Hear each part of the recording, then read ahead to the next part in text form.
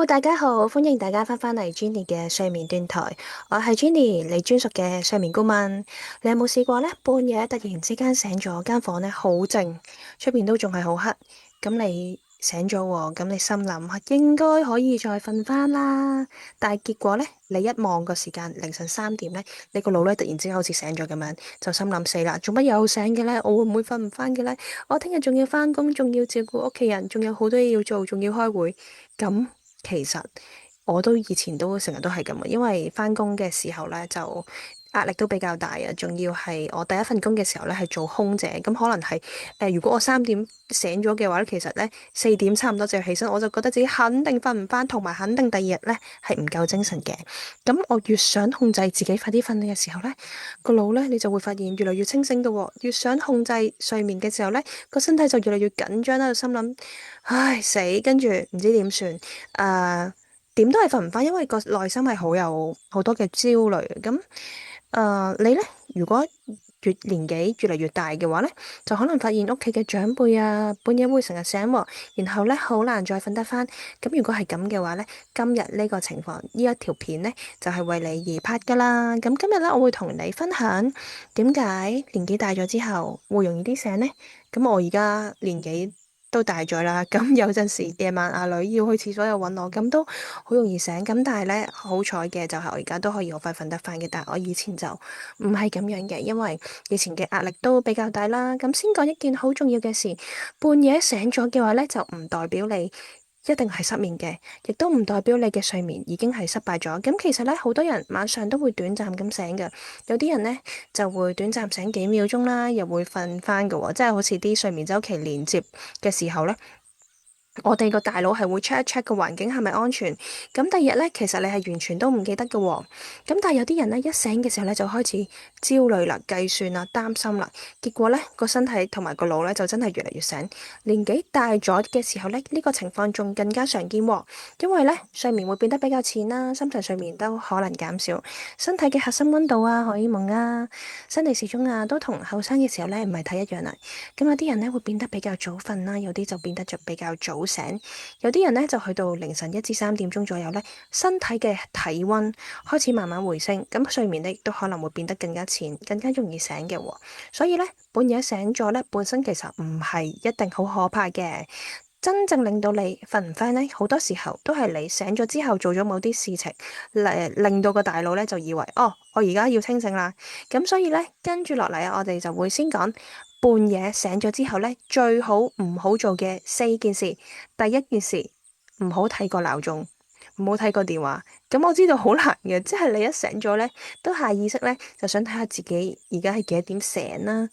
咁因為半夜醒嘅時候呢，我哋第一個反應呢，一定係想知道幾多點啦。咁但係呢，對於睡眠焦慮嘅人嚟講呢，睇時間呢就好容易令到個大腦開始計啦。而家3點鐘，我之後7點鐘要起身，所以剩翻4個鐘。如果4點呢都未瞓呢，我聽日一定好攰。咁如果我一直醒到天光，咁點算呢？呢啲計算呢，就會令到心跳變得好快啦，情緒變得好緊張啦，大腦都開始工作啦喎。工作模式一着咗，你就好難瞓得翻。原本呢，只係短暫咁醒一醒嘅時候呢，結果呢就變咗一場半夜個腦你想同自己開會嘅一個會議啦。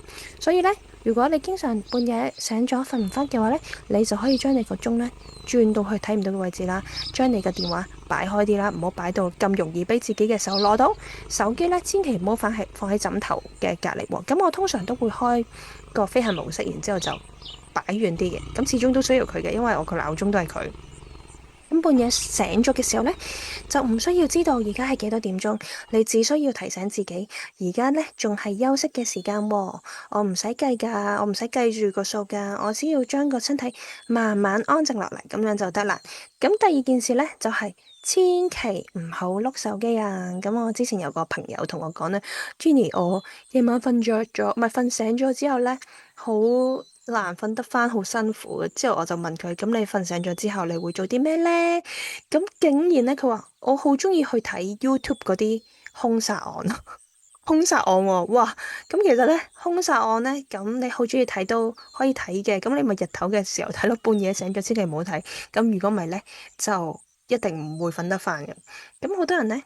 半夜醒咗咧，就都未必話睇啲咁激烈嘅嘢嘅，可能都淨係想睇下啲 message 啦，睇下個時間啦，睇下個股市啦，或者聽一啲放鬆嘅音樂、放鬆嘅嘢咁。咁其實以前咧，我有一段時間咧都好幾年前啦，即係我有買 crypto 嘅時候咧。咁我係半，因為 crypto 係24小時啊嘛，哇！咁真係瞓唔到啊，好囉囉攣，半夜一醒咗咧就想望一望，咁就奉勸各位，我都唔知奉勸啲咩啦，總之我就而家啲 bitcoin 就變翻做全部都係 bitcoin，然之後就唔理佢咯，即係唔會再睇咯。咁因為咧。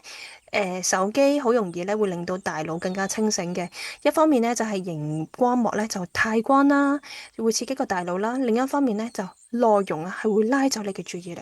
你本來可能想碌一碌睇10秒，但係又睇咗信息啦，又睇咗新聞啦，又睇咗短視頻啦，短視頻就真係令到你個大腦好多 dopamine 得到一啲。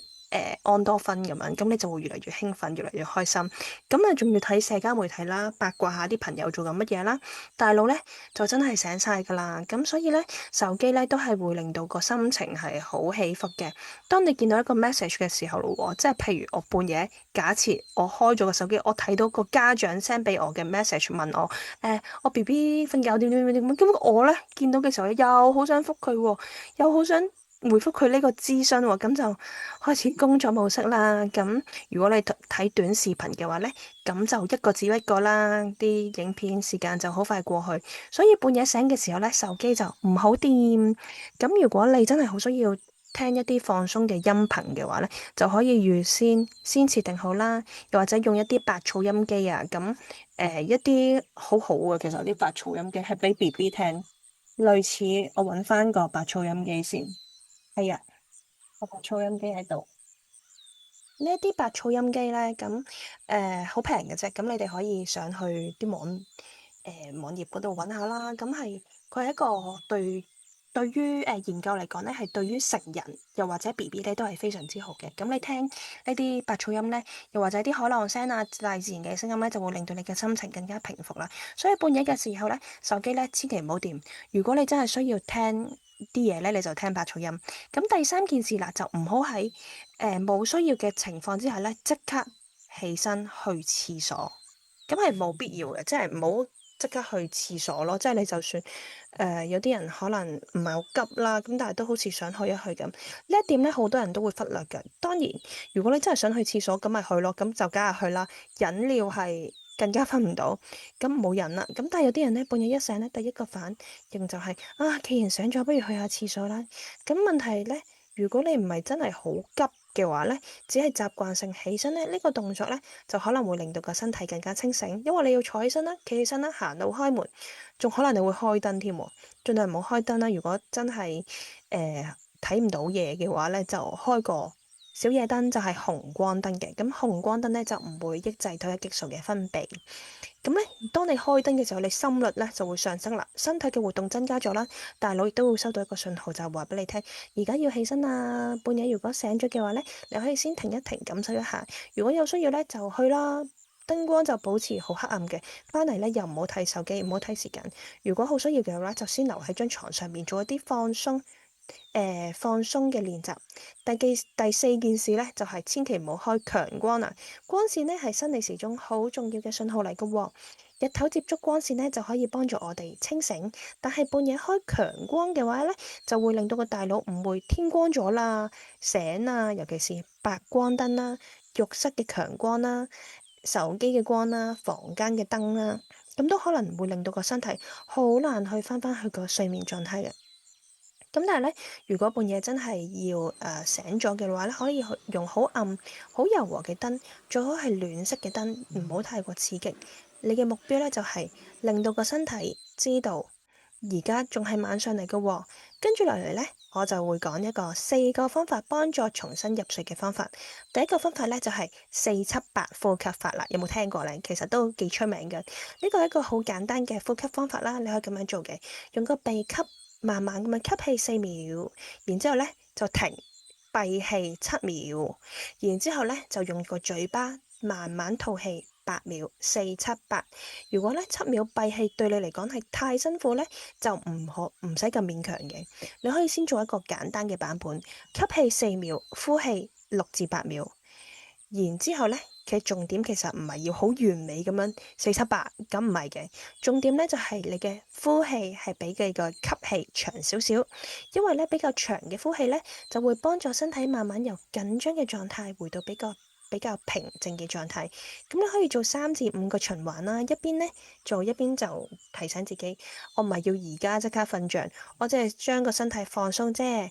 第二個方法咧就由300開始倒數。每次減3咁樣，咁其實咧都好難噶嘛。其實300開始倒數減3，咁其實咧就俾你試下，你唔好話自己我一定要計啱，但係只不過喺個模模糊糊清醒唔係好清醒嘅狀態咧，就喺度適合俾嗰啲個腦停唔到諗其他嘢嘅人咧諗下呢一啲小學數學題，咁你就可以慢慢喺心裏面數啦，300、297。咁如果覺得好難嘅話，就咁倒數300、299、298咁樣啦，唔使數得好快嘅，亦都唔使話要一定正確嘅，即係你數錯咗咪有得你自己亂噏咯，唔緊要嘅，又或者重新開始都可以。咁呢個方法咧嘅好處就係咧，佢需要少少嘅注意力啦，但係又唔會太刺激嘅喎。咁咧你可以將你嘅大腦由諗緊聽日點算啊，我又醒咗啦，呢一啲焦慮嘅念頭咧拉翻嚟。有啲人咧數數下咧就瞓得翻噶啦。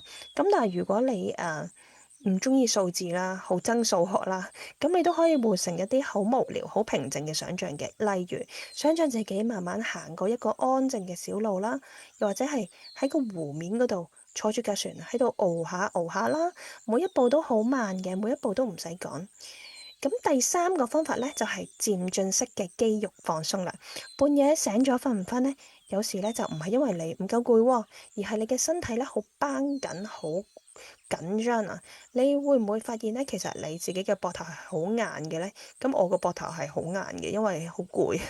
咁下巴咧就咬緊啦，你可能會手指有用力，個肚又好緊。咁有時我個肚都幾緊，因為有時緊張我個肚就會緊先。咁唔知你會邊度緊先咧？你可以留言話俾我知喎。咁咧，漸進式嘅肌肉放鬆咧，就係會令到你先感覺到緊，再感覺到鬆。你可以由腳趾開始啦，由腳趾用住力維持幾秒，然後放鬆，然後咧就到小腿用力放鬆，然後做大腿、肚啊、雙手、肩膊、塊面。每一個部位咧都唔需要太大力嘅，尤其係長者啦，又或者身體有疼痛嘅人咧，就唔好過度用力啦，就只需要輕輕咁樣感覺一下。原來咧我呢度緊，嗰度緊，然後咧就慢慢放鬆。咁你會發現咧，好多時候身體咧其實唔係唔識瞓啊，佢係仲未感覺到安全啊。咁你當個肌肉咧慢慢緊咗，然之後再放鬆咧，大腦咧都會比較容易安靜咁樣跟住你嘅身體去安靜嘅。第四個方法啦，非睡眠深度休息。咩叫做非睡眠深度休息呢？呢個概念係好重要嘅喎，因為咧有好多人半夜醒咗咧，最焦慮嘅咧就係我仲未瞓着，我而家每一秒咧都係浪費嘥時間，我聽日一定大鑊。咁但係咧，其實就算你冇即刻瞓着啦，即係你攤喺度眯埋眼，呼吸慢咗咧，你身體安靜落嚟咧，亦都係一種休息嚟嘅喎。咁咧，你可以將你嘅目標改成我一定要即刻瞓着。由我一定要即刻瞓着啦，改成我而家只係需要休息啫。咁呢個轉變咧係好重要噶，因為咧睡眠係最怕係俾人逼嘅，你逼佢就唔瞓。咁你越用力追趕呢個睡眠咧，佢就越會跑走嘅。你越檢查自己有冇瞓着咧，個大腦就越嚟越清醒噶。所以咧半夜醒嘅時候咧，你可以喺心裏面同自己講，就算而家仲未瞓着咧，我都可以休息噶喎。我嘅身體咧都正喺度恢復緊，我唔使同睡眠打仗嘅。當你咧唔再將睡眠當做一個考試呢，身體就反而會慢慢翻到去睡眠噶啦。最後呢，就係一個健康嘅提醒啦。如果你半夜呢成日都醒啦，尤其是伴隨住好大聲嘅鼻鼾聲啦，瞓到一半就好似停咗呼吸咁樣啦，又或者突然之間喘醒啊，早上頭痛啦、口乾啦，又或者日頭係非常非常攰嘅話，咁你就唔好當成一個普通嘅失眠啦，就可能有少少睡眠嘅障礙喎。咁亦都可能同睡眠呼吸中止症有關，即係睡眠窒息嗰一類啦。呼吸中止症咧，亦都會令到你嘅睡眠一直被打斷嘅。咁你咧成晚嘅身體咧都好難真正休息噶。如果你屋企嘅長輩有呢啲情況嘅話咧，就建議揾醫生同埋睡眠專家評估，有需要咧都可以考慮做一個睡眠檢測嘅。因為有時候有啲睡眠嘅問題咧，唔係靠忍耐就可以解決噶，要揾到真正嘅原因咧，先至能夠係改善睡眠嘅第一步。所以今日嘅重點咧，我就簡單整理一次啦。半夜醒咗之後咧，盡量就唔好做4件事。第一件事唔好睇時鐘，第二件事碌電話，冇需要。第三件事冇需要嘅話咧，就唔好即刻起身去廁所。第四件事唔好開強光。咁你可以試4個呼吸法嘅。第一個方法4-7-8呼吸法，第二個方法由300開始倒數，每次減3又或者減1啦。第三，肌肉式漸進式嘅肌肉放鬆。第四，將目標改成非深度睡眠休息，先俾身體休息，唔好逼自己即刻瞓着。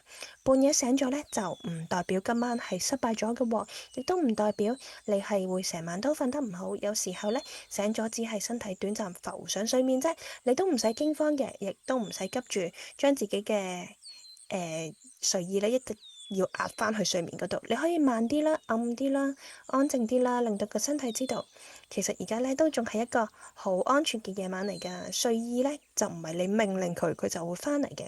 咁睡意咧就係當你嘅身體感覺到安全嘅時候咧，咁就會慢慢翻嚟噶啦。